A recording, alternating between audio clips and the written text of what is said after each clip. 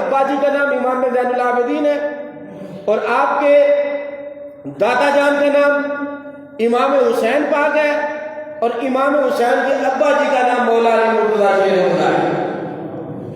یہ واسطے ہیں درمیان میں. اگر 1000 سال بعد کوئی اللہ کا ولی ہو تو اس کے ہاتھ سے کرامتوں کا ظہور ہوتا ہے تو یہ بڑی بات ہے.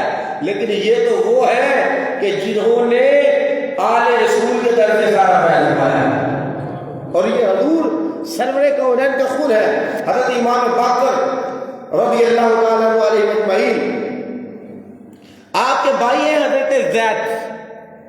حضرت زید آپ کے بھائی ہیں حضرت امام باقر کے. وہ تشریف لے کے جا رہے تھے. فرمایا یہ کوفے جائے گا اور کوفے قتل کر دیا جائے گا. کہا حضور یہ کیسے ہو گیا؟ فرمایا اس کو کوفے کی گلیوں میں پھرایا جائے گا, اس کو شہید کر دیا جائے گا. وہ لوگ بڑے حیران ہوئے کہ امام باقر کا بھائی ہے اور یہ کیسا ہوگا؟ آپ جا رہے تھے تو فرمایا ایسا ہی ہوا کہ حضرت امام زین العابدین کے یہ شہزادے ہیں, حضرت امام باقر کے بھائی ہیں. آپ کو جناب والا اسی طرح ظلم کے ساتھ جب وہ شہید کیا گیا اور آپ کے لاشیں کو اسی طرح جو ہے پھیرایا گیا. اور پھر حضرت ملا جامی علیہ رحمہ یہ وہ شخصیت ہے کہ علم کے بحر بے قرار ہیں. یعنی کہ جو بندے عالم بنتے اتنی دیر تک بندہ عالم نہیں بنتا جب تک ملا جامی کی کتاب حل نہیں کر لیتے. اگرچہ شاعری بھی ان کا ذوق ہے, اگرچہ بڑا ان کا کمال ہے, لیکن علم کی دنیا میں امام حضرت مولانا جامی کا ایک نام ہے. بڑی مشہور کتاب جو درس نامی کے نصاب میں ہے جس کو شرح ملا جامی کہا جاتا ہے. قافیے کی شرح ہے اور اس کی شرح کو ملا جامی کا نام دیا جاتا ہے. یہ بھی ہے. تشریف لے کے جا رہے تھے حضرت امام باقر حشام بن عبد الملک, اس وقت کا یہ بادشاہ حشام بن عبد الملک. حضرت امام زین العابدین نے بھی ان کا دور پایا. حشام بن عبد الملک اس کے پاس سے گزرے. وہ ایک محل کی بنیاد رکھ رہا تھا. یعنی کہ اس وقت اگر کوئی بہت اچھے مکان بناتا تو کہتے کیا بات ہے, یہ بہت بڑا محل ہے. وہ حشام اپنے محل کی بنیاد رکھ رہا تھا.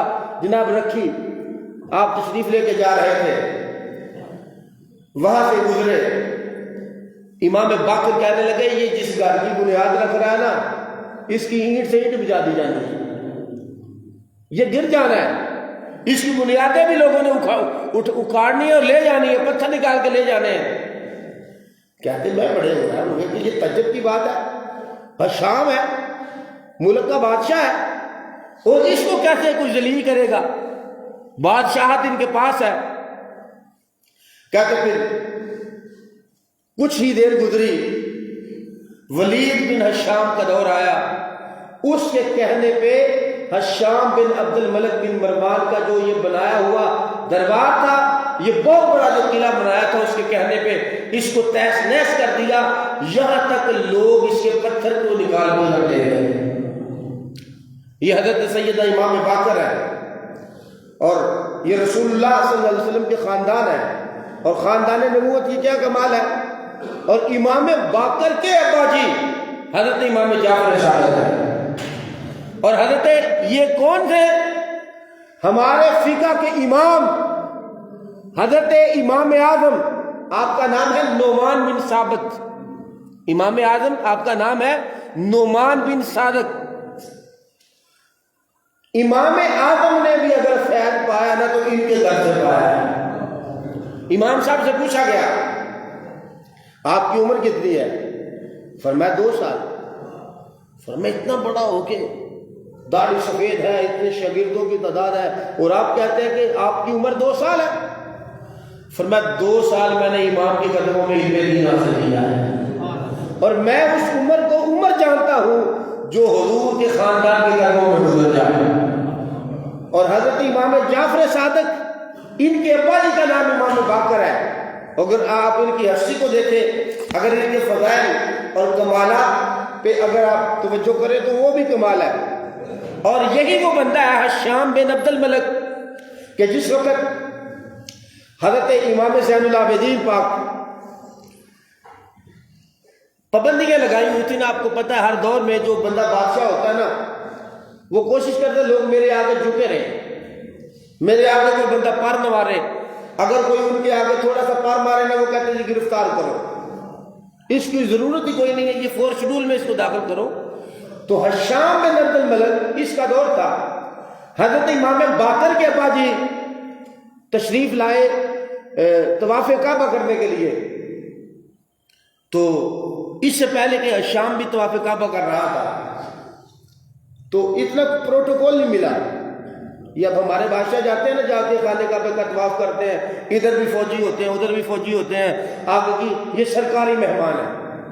تو اس وقت وہ بادشاہ خود تھا، اس نے جناب وہ دیکھا کہ لوگ شاید میرے لیے حجر اسود کو خالی کر دیں۔ حجر اسود کیا ہے؟ یہ ماڈل بنا ہوا سامنے، نکر پہ ایک پتھر لگا ہے جس کو حجر اسود کہا جاتا ہے۔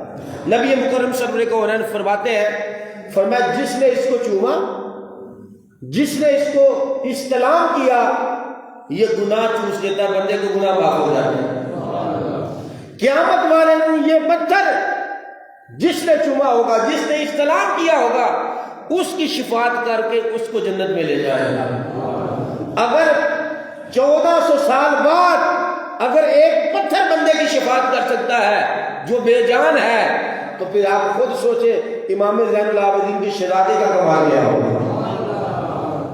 وہ آیا حجر اسود کو چومنے لگا، آپ کو پتہ بڑا مشکل ہے حجر اسود کو چومنا، نہ چوم سکا، طواف کعبہ کرنے لگا، دھکے دھکے لگے تو کہنے لگا مجھے یہاں بٹھا دو، بیٹھ گیا۔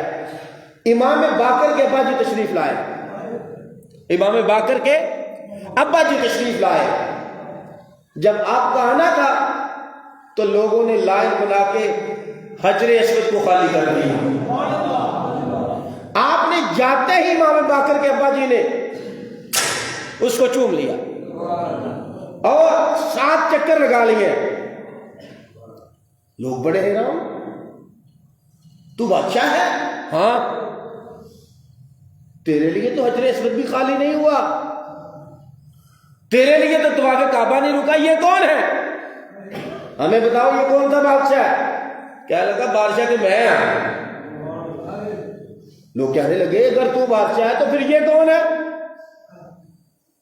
تیرے لیے حجر اسود بھی خالی نہیں ہوا، تیرے لیے طواف کعبہ بھی لوگوں نے نہیں روکا، اور وہ آئے ہیں تو حجر اسود بھی خالی ہو گیا، آتے ہی انہوں نے طواف بھی کر دیا۔ کہنے لگا لا عارف، میں نہیں جانتا یہ کون ہے۔ وہ کہنے لگا لا عارف، مینوں نہیں پتا کون ہے۔ حالانکہ یہ تو نہیں ہو سکتا تھا کہ امام حسین کا بیٹا ہو اور وقت کا بادشاہ اس کو جانتا نہ ہو۔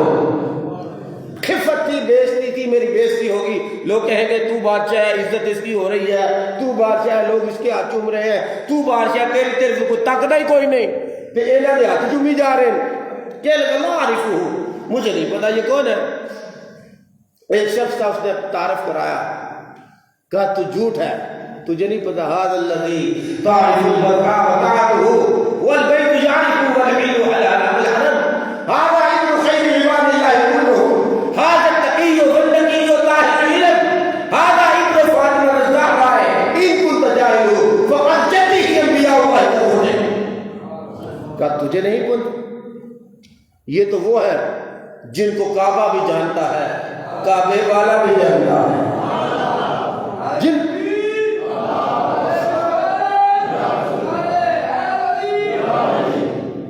کو کعبہ بھی جانتا ہے، اور کعبے کی سرزمین پہ جہاں اس بندے نے قدم رکھے ہیں نا، کعبے کی سرزمین پہ، تو حرم کی زمین بھی جانتی ہے آنے والا کوئی اور نہیں، آنے والا فاطمہ کا بیٹا آ رہا ہے۔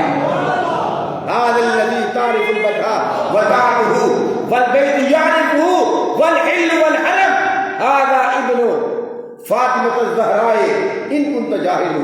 اگر تو جاہل ہے تو مان لے میں جاہل ہوں، آپ ہی تو کیا ہوں لا عارف ہوں، مینوں نہیں پتا کون ہے۔ اس نے کہا اگر تو جاہل ہے تو مجھ سے سن لے، یہ سیدہ فاطمہ کے بیٹے آ رہے ہیں۔ حل والحرم فقد جدہ انبیاء اللہ کالخدم. تو یہی وہ بادشاہ تھا کہ یہ جو محل بنا رہا تھا. تو امام زین العابدین کے بیٹے امام باقر نے کہا تھا تو ذلیل ہو جائے گا, تیرا محل اکھڑ جائے گا. وہ کہنے لگے اے بادشاہ کا محل کنے سٹنا ہے؟ کہتے تھوڑے سال گزرے, جناب اٹھے, ہشام مر گیا, ولید نے آن کے تحت کر چکا. یہ حضرت امام باقر ہے کہ جن کی آمد کی خوشخبری رسول کریم صلی اللہ علیہ وسلم نے اپنے صحابی کو دی تھی, جب میرا بیٹا تجھے ملے گا میری طرف سے میرے بیٹے کو سلام کہہ دینا. اور حضرت امام باقر رضی اللہ تعالیٰ عنہ جب تشریف لائے تو انہوں نے کہا کہ اے امام باقر, آپ کو رسول کریم صلی اللہ علیہ وسلم کا سلام ہے. فرمایا حضور یہ کیسے ہے؟ تو انہوں نے بتایا اس طرح ہم حضور سرور کونین کی بارگاہ میں تھے. انہوں نے کہا وہ کئی فہادہ, یہ کیسے ہو سکتا ہے؟ حضرت جابر کہتے لگے میں حضور صلی اللہ علیہ وسلم کی بارگاہ میں حاضر تھا, امام حسین حضور کی گود میں تھے, مزاج میں خوشی تھی, اور فرمایا جابر میرے بیٹے کے ہاں ایک ایسا بیٹا پیدا ہوگا جس کو علی کے نام سے پکارا جائے. علی کا نام کس کا ہے؟ امام زین العابدین کا نام زین العابدین نہیں ہے, امام زین العابدین کا نام بھی علی باقر ہے.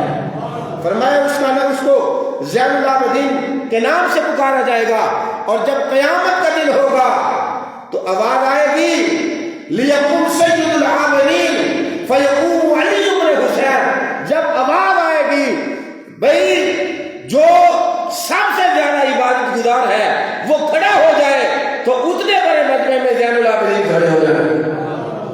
اور حضور صلی اللہ علیہ وسلم فرمایا زین العابدین کے ہاں ایک لڑکا پیدا ہوگا جسے محمد کہا جائے گا. فرمایا یا جابر ان ادرکتہ فاقرہ منی السلام, اے جابر جب میرا بیٹا تجھے ملے تو میری طرف سے میرا سلام اس کو پیش کر دینا. وہ بیٹا کون تھا؟ حضرت امام محمد باقر. باقر آپ کا لقب ہے اور نام آپ کا محمد ہے, اس لیے آپ کو امام محمد باقر کہا جاتا ہے. اور یہ شخصیت ہے اور یہ علم کے ایسے بہرے بے قرار کہ ہمارے امام اعظم ابو حنیفہ بھی ان کے ابا جی امام جعفر صادق کے شاگرد نظر آتے ہیں. اللہ تعالیٰ کی بارگاہ میں دعا ہے اللہ تعالیٰ ان کے علم کے فیضان کو عام فرمائے. وآخر دعوانا الحمدللہ.